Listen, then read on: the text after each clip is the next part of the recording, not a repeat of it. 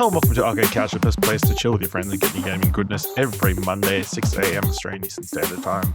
I'm Ashley Hobley. Joining me today on the couch, Kieran Martian. Hello, I am here for a very, kind of chill week where nothing stupid has taken place. Yeah, absolutely no dumb people doing dumb things on the internet. No, not at all. Nothing, nobody like that whatsoever. No. Kicking things off. I guess we have to talk about Sorry, hold on a second. Why is it always us? Why is he always gone during these? During these GTA things? Why is he always nowhere to be found? He's out gallivanting watching movies. I don't know. I don't want to put any speculation out there, but, Dylan Blight, Cyberleak, I haven't seen them in the same room together. It's the second Australian that's been linked to it now. Fucking yes. So we have to talk about the GTA 6 leaks this week. I don't even know where to start because, it seems to be a constantly updating story. So I'm reading this article from Eurogamer, which posted, August 23rd? Take-Two's legal offensive against the source of ongoing GTA 6 leaks appears to have claimed its first scalp. The Cyberleak website, one of the main group's hubs, has gone offline, which apparently didn't stop because there's an update later saying that another video has surfaced on Reddit.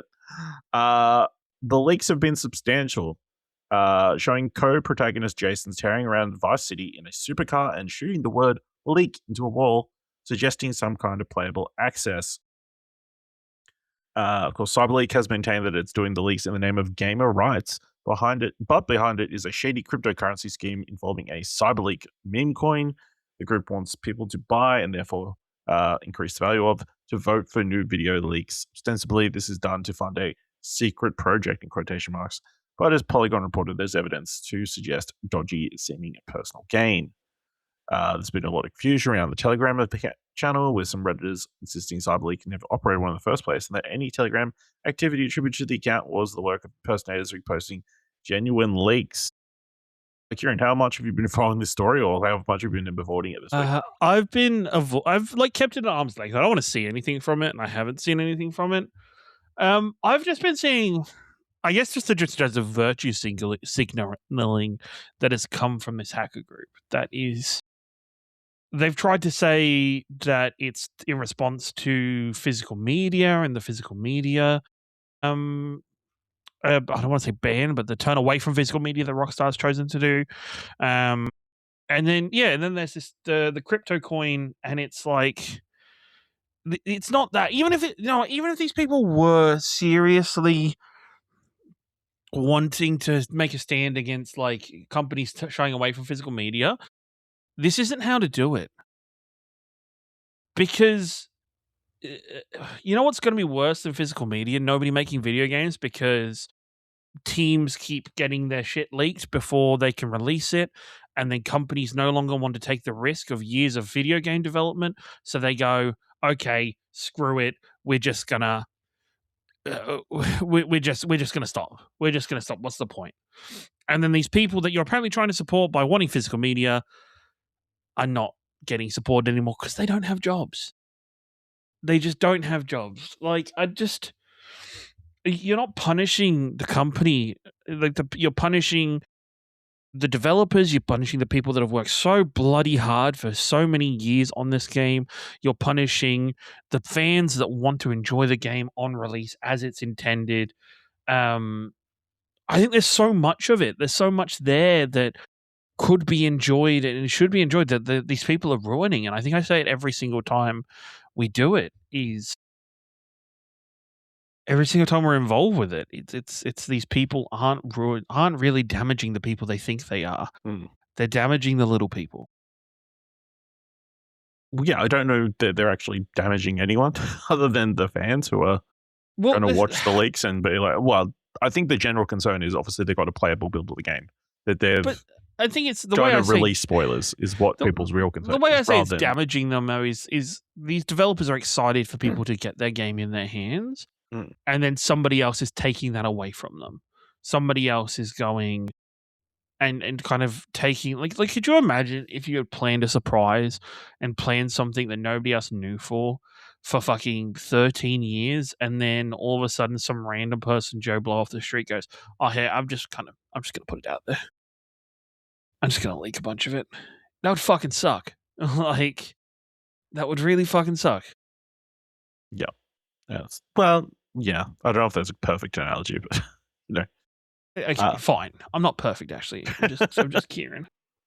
Yeah, I think it's very telling. The organization Stop Killing Games, which is best known for campaigning against the termination of online games, released a statement in regards to this, saying footage from GTA 6 is leaked, and a group of hackers whom we will deliberately not name to avoid giving them further attention claims responsibility.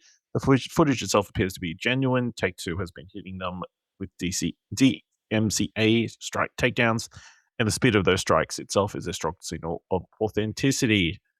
The group is using a meme coin, using the leak to promote a meme coin, attaching crypto links and a QR code to the footage, and asking people to pay for more. Do not send these people your money, no matter how much sympathy you may feel for their actions is illegal. And frankly, we feel for everyone at Rockstar having to go through this ordeal again, especially just over a week before Rockstar's own official Istanbul premieres. Using illegal means to make a point is unacceptable to us and does nothing to protect your right to keep using what we paid for. No matter how strongly you disagree with the decisions of upper management at these companies, there's still thousands of developers who worked hard on this project, and they're the ones being hit the hardest. Channel that frustration into something constructive instead. This kind of act is destructive and helps no one. It risks tarnishing the reputation of our communities and our chance to make change. I think that's 100% accurate. Like, I don't know. Like, anytime a protest does something that, like, annoys other people, or, like, you know, like, you see the process of them throwing soup on paintings and or like gluing themselves in the middle of traffic and that kind of stuff. I never think that's ever convinced them to change their mind on this, on what they're doing. You know what I mean? Yeah, in fact, I bet it makes them go further in the other direction, because it's more like, fuck you, I'm going to double down.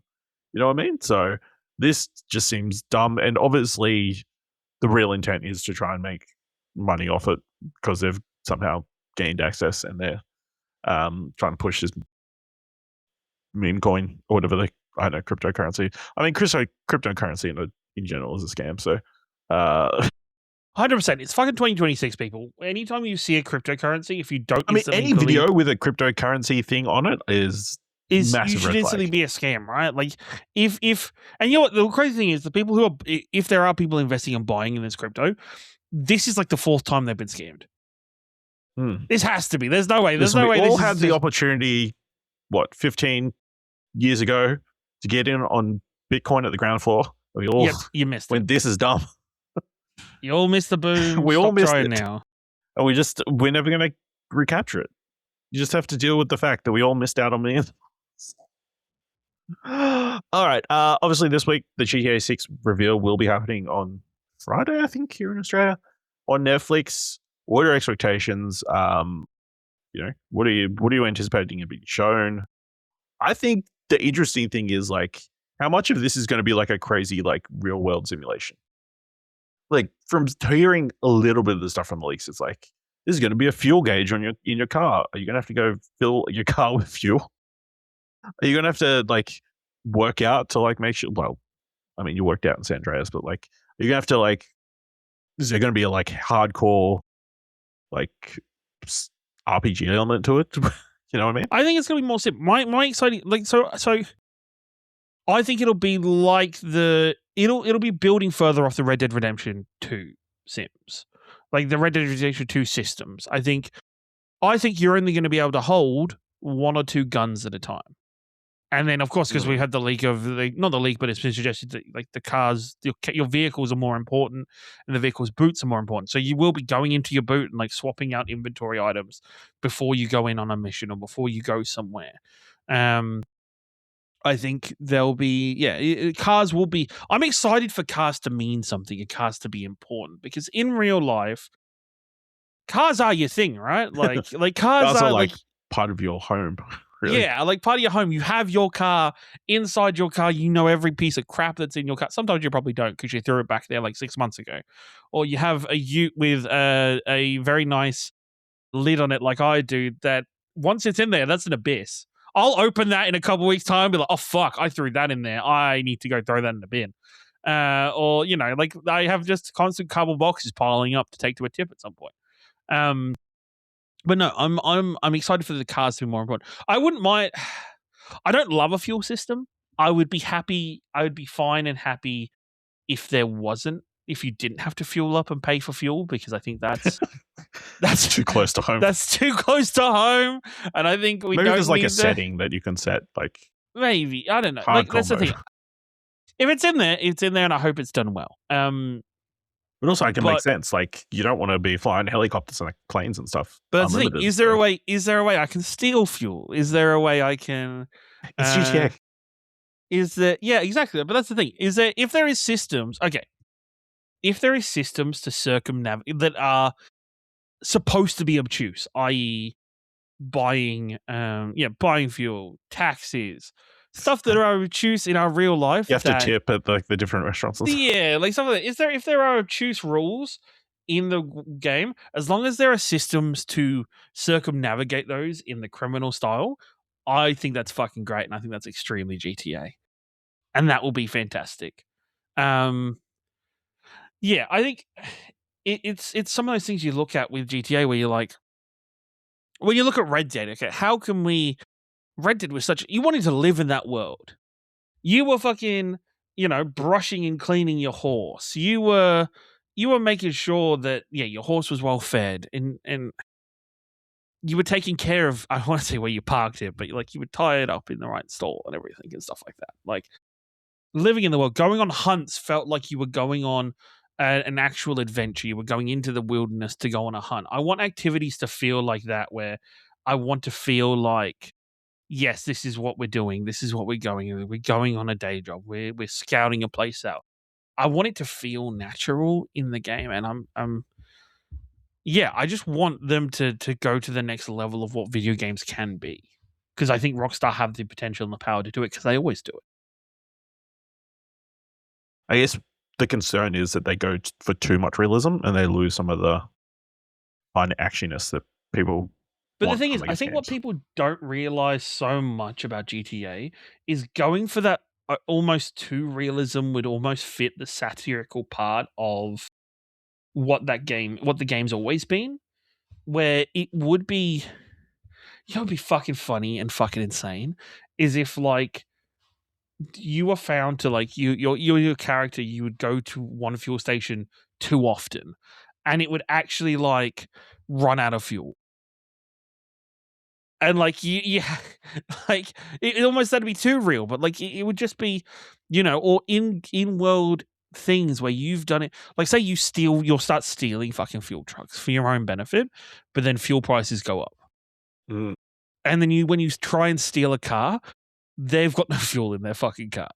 Like how funny would that be, right? You steal so many cars from like a car dealership that they shut down. Yeah, that they shut down for a period, or they start, the only cars that car dealership has is fucking rusted old bangers now, and they're trying to rebuild and restart themselves. Yeah, like I think that maybe we're thinking too far, like we're shooting too close to the moon, and we're over the top with it. I think so too. But I think it wouldn't be out of the realms for what Rockstar can do. No,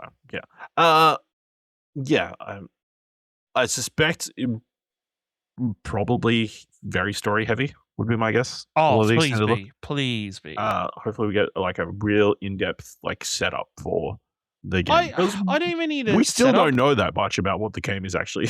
I don't need that much of a setup. I need more of what is a GTA 6 mission? What is a moment to moment mission in GTA 6? Will we get character? Is the characters switching going to be still there? I think there is, yes. Because I would say, because they've said that there's both. Yeah, they said it's the two protagonists, but they haven't confirmed anything. You know what I mean? Yeah, I would say you'd be able to switch. Like I think it would be a loss if they did lose that, because one of the best part, maybe it's not going to be as interesting, maybe because you got less the 3 characters in GTA 5 was such a character tour. It was But so I different, remember yeah. switching and seeing the ridiculous situation that person was in when you switched them to them. Trevor. AKA Trevor. Yeah, 100%. Yeah. Yeah, it'll be different because seeing as they're like a couple in this game, it'll be a bit. I suspect they will not have vastly different, be in vastly different places, but yeah, I guess I just Wednesday, obviously, the anticipation around this game is huge, and the expectations are huge. So, yeah, keen to watch the extended look on Netflix or 6 hours later on YouTube. Which people haven't paid attention is not that big of a deal. The thing is that the only thing my thing is, and my treat is, I like watching the game reveal with, like, say for instance, of course because it's where we've like it's kind of one of our original inspirations. Like, I like watching the videos with Kind of Funny for the first time and like seeing their reactions along with my reactions and kind of getting another perspective instantly on what's on the screen. It's yeah. So I don't know. I probably will just watch it on Netflix. I don't think. What would be curious to know is if they. Yeah, it'd be curious to know if there's like if they release stats on like That's the thing. It could release at like stupid o'clock in the morning in our time, but so by the time I've woken up, it's on YouTube. 5 a.m. Yeah. Okay. Yeah. 5 a.m. Friday. So Friday. Okay. And then it'll be on YouTube by 11. Yeah. I think it'll be interesting. I would be interested in the stats that get released of how many people have either how many either have signed up for new accounts for Netflix or have resubscribed. Post this. Yeah. But also the thing is, it being on Netflix, right? I don't even think this is going to be. I don't think this is actually. Now that I think about it, I don't think this is going to be too gameplay heavy in some ways, or too nitty gritty, because the Netflix sell is going to be to people that aren't the instant demographic of the game. That aren't your already gamers. They're your people that buy like a Call of Duty. Or like they don't look up on the internet and buy and look at the game or find out information or probably have heard nothing about this leak. I don't know. That's the interesting thing. Like, how do you sell a game to people who aren't gamers? You know what I mean? Exactly right. Because what my mind jumps to immediately is, when New Man's Sky was like first announced, Sean Murray went on like Colbert, like showcased a lot of the systems and showed off like we're gonna have like infinite worlds and all that kind of stuff and try and show them how big and cool this game is. Is that the way that you sell this game? Like, you do show people this crazy story, all the crazy things that you can do in this game, or do you go more broad? I guess you just show as many features as you can. Is that how you sell non-gamers on your game? Or are they just banking that all the gamers are going to show up on Netflix? Or hear me out. Rockstar don't give a fuck. They just want that Netflix bag. They just got a big bag of money from Netflix to do it. Oh, I mean, 100%. They're showing it on YouTube 6 hours later. Yeah, like I think they just got a big bag of money from Netflix. I don't know how much of a bag Netflix. If Netflix gave them a lot of money for that 6 hour exclusivity, that's ridiculous. It should have just been like a fair, moderate like thing, and we'd I assume we've got it archived on there for a long period of time, but crazy. Yeah. Anything else you want to talk about GTA 6 before we move on? No, I think it's all right between us. He's not going to. Here's a good question. Have you pre-ordered this game? No, I'll buy it like a week out. I don't see the point. I've seen a lot of people upset that they've put pre-orders up. It's every game. And I would say you don't need to do it. You don't need to do it. You can have self-control. Somebody was like, "Oh, but you like but the pre-order bonus." I'm like, you do it a day before, and then they give you that shit. Sometimes even if you do it the day of, they give you that shit. Like, just doesn't matter. I don't even know if there is pre-order bonus on this. I don't know. I don't know. Hey, which version of the game are you getting? I guess in for a penny, in for a pound, might as well get the ultimate. Exactly right, 100%. You Which made is the decision. apparently the consensus across the board. I think it is the point where it's just like, if you do it, fuck it. It's cheap. The thing is, I think it was anything else. If this was like Ubisoft with Assassin's Creed pulling this off every fucking couple of, like every year or two, never gonna happen. It's fucking GTA. So everybody's just like, I don't have to buy another one of these for fucking. Maybe if GTA Online comes out, that if that's a separate sale, but There's no way that's going to be separate. No way they would. They might do. They might do. They're crazy. But you know, It's going to be another 20 years before GTA 7. That's the thing. I don't have to. I'll be 50 by the time GTA 7 comes out. So hopefully that's about geriatrics and like old school wheeler dealers. So Set inside a retirement home. Well, yes, yeah. It's just the bucket. It's the plot of the bucket list.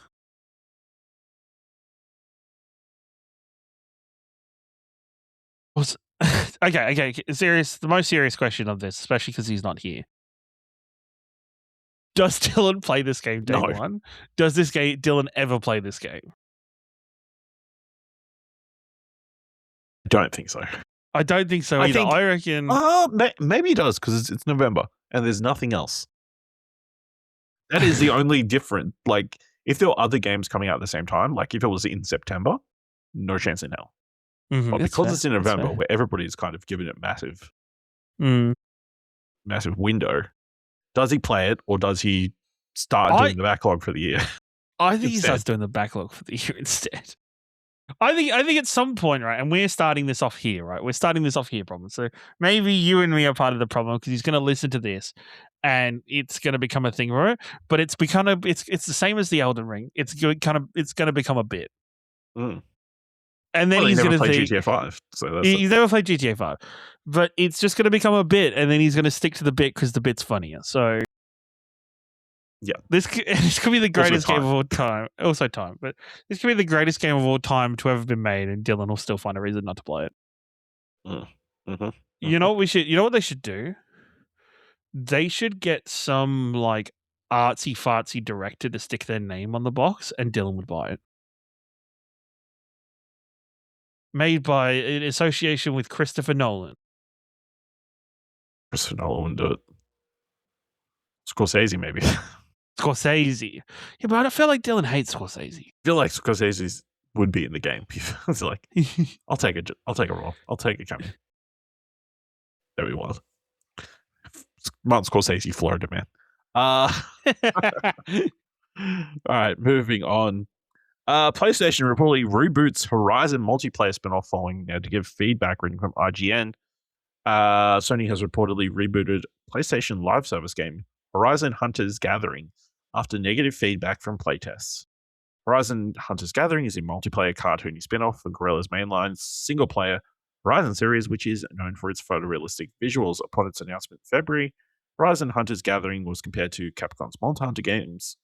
Although many questioned whether it would find an audience, closed play tests followed earlier this year with a launch across PS5 and PC expected to follow. However, according to Bloomberg, Sony has ordered a reboot of the game amid negative feedback from the playtests. Apparently, Guerrilla has been working to reboot the game since June and plans to strip out the live service parts of the game, make it a traditional cooperative multiplayer game with a story and a far smaller scope. Sounds like there is a great deal of pressure on this reboot too. Bloomberg said staff were told this week that Guerrilla has until December to impress PlayStation bosses with the game's next milestone. It's not cancelled, but it sounds like it could be. Some Horizon Hunters Gathering staff are being moved over to another Guerrilla project with a milestone due at the end of the year, Bloomberg added. Apparently, a tiny team is working on the next Horizon single-player game, which is called Horizon 3, unsurprisingly. But it'll undoubtedly carry a new subtitle, but is still years away. Yeah. Kieran, thoughts? Obviously, we weren't super. This game, I felt like this game was deal. You know what my other thought is? My other thought continues to be, how much better would PlayStation have been had they never strayed into the live service death trap? So much better. So much fucking better. How many studios would still be here? How many studios would still be alive? How many new fresh IPs would we have? How many new games and franchises that we love would we have? I just think they're wasting so much time. I think they need to almost do the smart thing and say, hey, we're going to call it there. It is what it is. and we're gonna move on to the next thing instead of continually trying to resurrect it. I think they need to Concord this game. Wow. I always thought there was like potential there, like the idea of like teaming up with your friends to take down the machines and that kind of stuff. It sounds like cool in concept. I don't know, like I don't know that changing it to a like more a more traditional co-op multiplayer game with just a story mode and like smaller scope is going to change much.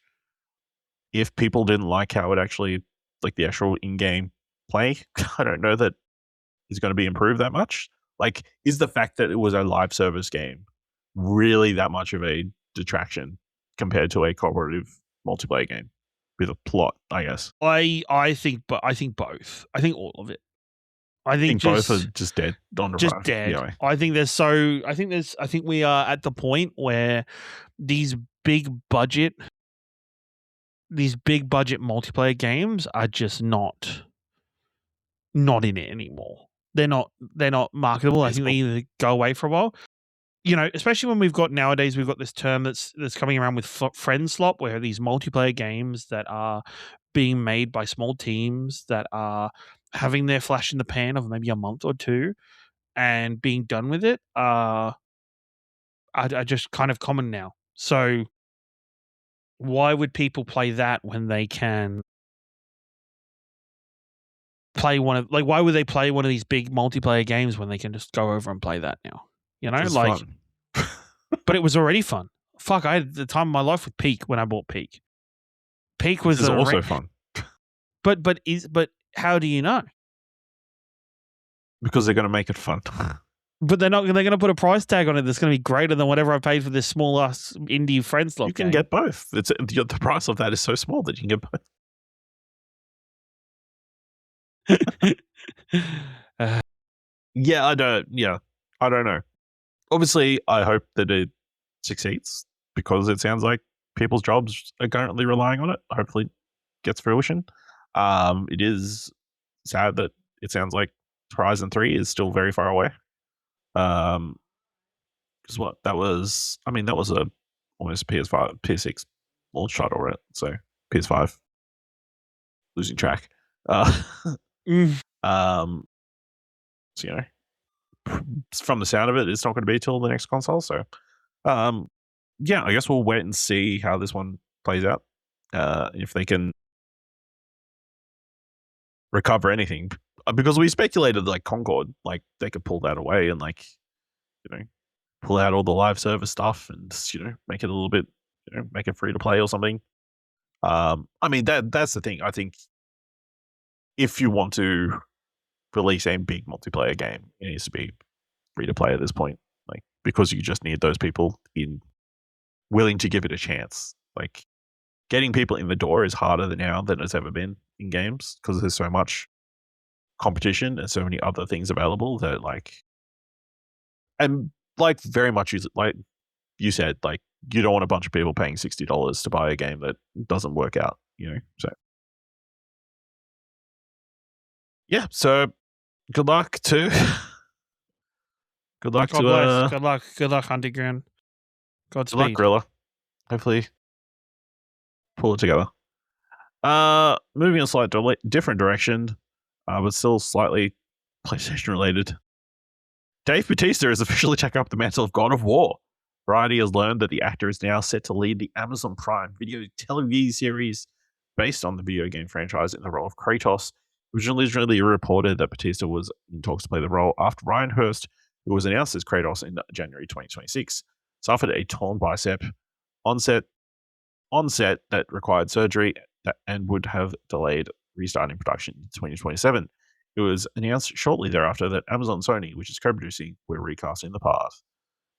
Prime Video has given the God of War show a 2-season order, with the 2 seasons set to shoot back-to-back. Filming originally began in Vancouver back in February. Batista now locked in as Kratos. Production is expected to resume in the coming weeks. All scenes featuring Hurst will now have to be reshot. Kieran, I don't believe I talked with you about this. Thoughts on Batista being Kratos?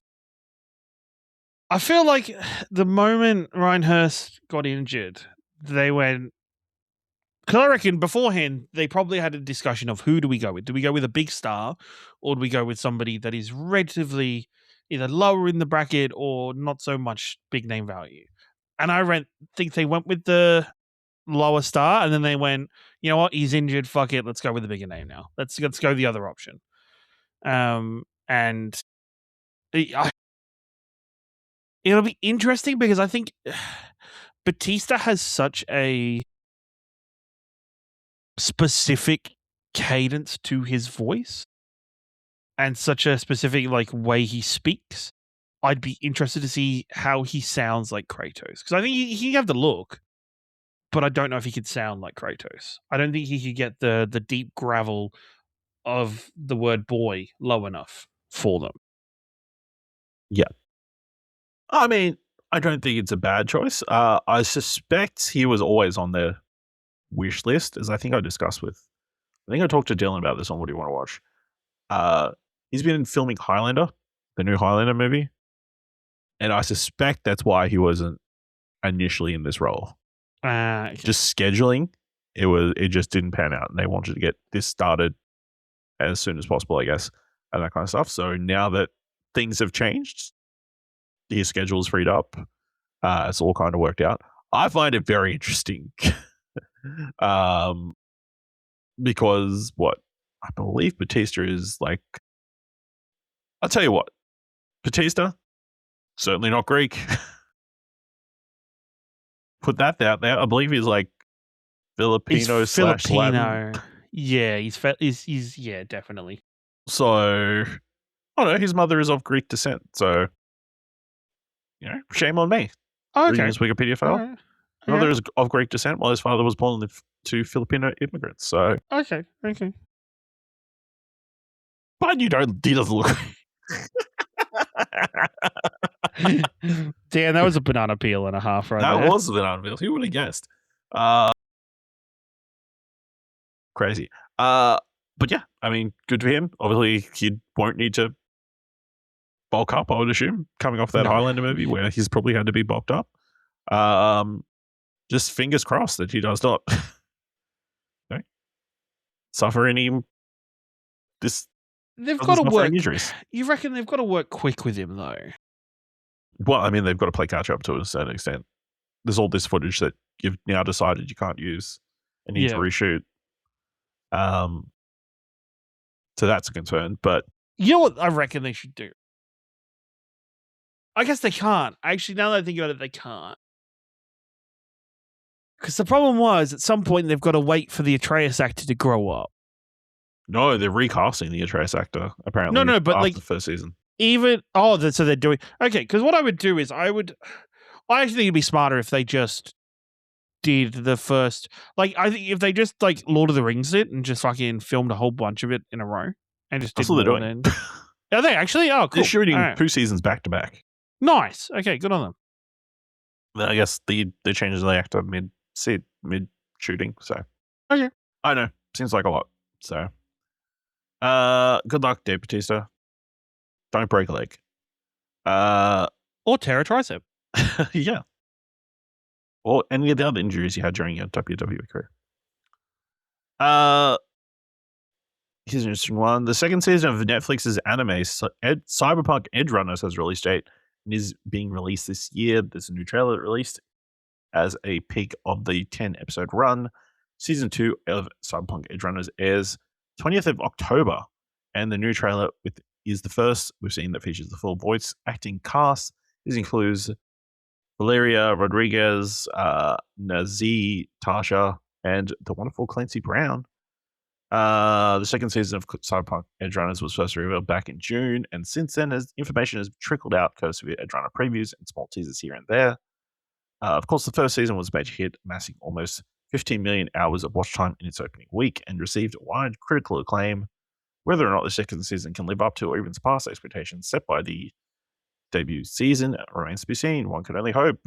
Kieran, did you watch Cyberpunk Edgerunners? Are you excited for season 2? It's always been on my list of things to get to, but also I know there's emotional damage coming the moment I press play. Mm-hmm. I think that's the hard part. Is pressing play knowing I'm going to get hurt. Yeah. Yeah. Yeah. But it's yeah. It's one of those. I know it's amazing. I know it's fantastic. It's interesting because I know it's tragic at the end of season 1. So is season 2 like a entirely It's separate? I guess you would call it anthology. It's going to be completely Yeah. new Okay. cast in season 2, maybe with some like side characters showing up here and there. Okay, Would be fair my enough. guess. Yeah, season 1 is fantastic. Done by the fantastic team over at Studio Trigger,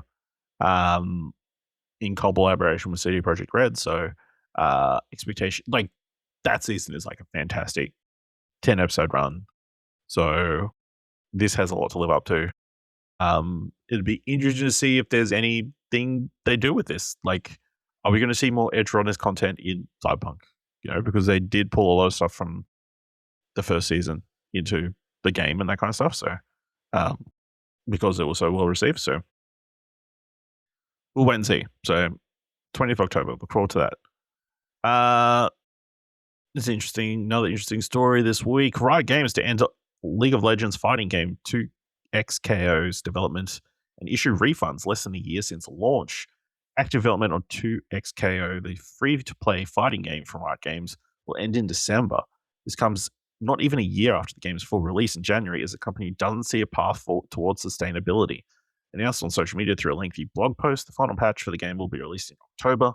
All in-game purchases made before the 20th will be refunded by November, and the servers will be kept online for the foreseeable future. All announced major additions, including such as new characters Lux and Samira, will still be coming to the game. All the characters will be unlocked once development ends. You'll be able to buy a big bundle containing almost all the cosmetic items in the game for $39. In addition, ranked lobbies will be disabled, with skill-based casual matchmaking remaining the sole public online option. In the section of the blog titled "What was Riot's goal with 2XKO?" it is stated that the hope was to address major problems present in the genre when development started. While the genre progressed significantly in the past 10 or so years, we believe 2X delivered on many of these promises. However, it appears not enough people stayed with 2XKO, despite its attempts at answering community woes. Even within the genre, die-hard tag fighter players love 2XKO, but most other fighting game players struggle to find reasons to stick with the game. As for why the active development is ending, the post continues by revealing the game's performance, meaning revenue, player retention, engagement was only a fraction of what it would take to keep the game to be sustainable. This included, according to the blog, makes continuing active developments impossible. Riot Games has not announced any layoffs in the 2XKO development team as of writing. Surprising, I've not heard anything about this game. So for a free-to-play game that relies on a massive community, that is a bad sign. I feel like it's one of those games where it you heard about it leading up to it, betas, talking about new characters, leading up, but then died off before it actually came out. And then there was barely any sort of mention of it afterwards. So, yeah, you kind of... I'd love to know what the Riot plan was for this game in terms of what did they think was going to be their road plan for the game, what they thought was going to happen. Because I almost think there was maybe a part of arrogance on this where they thought, hey, with Riot, we've got this massive IP League of Legends. We just put something out and everybody buys it. Yeah, 100%. We just put it out and everybody's going to want to, even if it's free to play, they're going to want to buy all the skins and stuff. And whatever else you can buy in the game. They're just going to want to do that. I think that's the vibe I get from the history of 2XKO. Yeah. I mean, it's interesting because obviously Riot has such a high hit rate. Like outside of like obviously in the like spin-off games that they let other studios make, there's a bit hit and miss. But obviously, League of Legends, Valorant, Teamfight Tactics, what's the other, their card game or whatever, like all there's but the thing is, successes. So the card game had to fail first. Yeah, I guess. Legends of Runeterra, which is a different game completely, but like Legends of Runeterra had to come out before Riftbound could succeed. TFT, yes, that's a success, but that's within League of Legends already. That's within its ecosystem already. Yeah, I think they just strayed too far. and made too much. I think Valorant took a while to get off the ground with how well it's been received and it's like people's love for that game. So I think we need to see exactly, what their plan is for whatever they do next. I just don't think they had a good enough plan for it. I know what is their plan for next, I think it's very telling that they've done League of Legends Classic. Like, that is we run out of tears. We need to go back to the kind of move, Do they have it? Will they do anything else? Or are they just going to kind of keep these projects alive? I think they'll always try something new. I think they're too big of a company now to do it. But I think they are, as with many, I guess all businesses in one way or another, they're all in it for you've got to make a profit out of it. You've got to, what is it profitable? And it has to make a profit quick. It doesn't have the runtime. You don't have the runtime for years and years of development to make it stick. 2XKO, 12 months. So many of these games. How many games do we hear about nowadays where it's like a year later development's being stopped? Because it sucks. Not because it sucks, but because there's not the traction and there's not the profit impact or the market the multiplayer impact thing, online, audience retention, everything. So, all right, final thing for this week. Obviously, Gamescom Opening Night Live is also happening this week. Gamescom, apparently the biggest one yet. Apparently, what we're reading here, the entire stage or auditorium is full of people, booths, which is the first time I've ever done that, which is bonkers. I don't know why it wouldn't. But Jeff Keighley has given a little tease as to what will be at Opening Night Live. Jeff Keighley has said Gears of War EJ will be part of Opening Night Live. We'll have Final Fantasy VII Revelation with Naoki Yamaguchi-san, director of the game, joining us live for the first update of the game since we announced it back at Summer Games Fest. The Witcher 3 has a new expansion, Songs of the Past, and we will have the first details and look at that. Anata from NetEase, Metro 2039. Eugenics is also going to have a live performance of the music of that game for the first time, which is going to be unlike anything we've ever done in any of our shows. It's going to be a lot of fun. Kieran, what are your expectations for Opening Night Live? Will you actually watch, or are you just going to watch? I'll watch it after. I don't think Opening Night Live has established itself to be big enough to kind of to show that it's worth staying up for. I don't think it's on at the minute. I don't think it will be 4 a.m. on Wednesday. Yeah, no. Our time. So no. I don't think it's established itself as much watched like Summer Games Fest, like the Video Game Awards, even though they happen at 12 o'clock during the day. But or an Xbox showcase or something that's going to have big announcements in it. Yeah, big reveals, 100%. Yeah, I mean, I think expectations are that it will not be. We're not going to have massive shocks or anything. Half-Life 3 is not going to drop here. There's zero chance. No. But it's already, isn't it? Almost the problem with the problem with Gamescom, it is already too late in the year. It is too late in the year to make a big announcement. Maybe it'll make a big announcement about something coming out February, March, or May, kind of that period. But for anything in the meantime, in the up and coming, I don't think so. Maybe we'll see something random like fucking Duskbloods, because I know there was a big preview event for Duskbloods on. Yeah, I think is it meant to be closed beta or something so maybe we get something random for Duskbloods, which maybe they do it here, but it'd be a bit weird for Nintendo. Yeah, 100%. But I'm looking forward to seeing what comes out of it, to see the cool stuff that's shown there. But I just don't doubt there'll be anything that'll be history changing. I think this show works best if it's a deep dive on some of the big titles that are just about to release. This last opportunity for them to kind of sell the games, and there's an opportunity for indie titles that are about to come out. That should be what this show is kind of delved around. Obviously, it is tied with Gamescom, so it's mostly going to be stuff that's at Gamescom. If they're not partnered there, it's probably not going to be shown.